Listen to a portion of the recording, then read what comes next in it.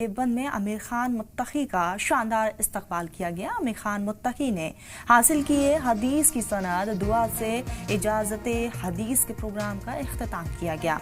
इस बीच भारी संख्या में तलबा वहां पर मौजूद रहे और ये तस्वीरें खास तौर पर दुआ भी मांगी गई है। तो देवबंद में आमिर खान मुत्तकी का शानदार इस्तकबाल किया गया है। आपको बता दें कि फूलों की बरसात की गई और उत्तर प्रदेश स्क्वाड की तरफ से उनको गार्ड ऑफ ऑनर भी दिया गया। मुत्तकी ने हासिल किए हदीस की सनद और दुआ यहाँ पर की गई।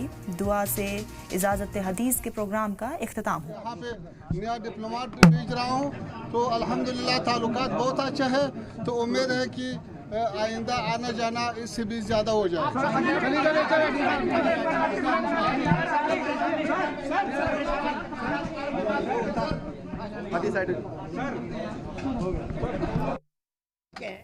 तो आमिर खान मुत्तकी को आपने सुना, कहा कि आने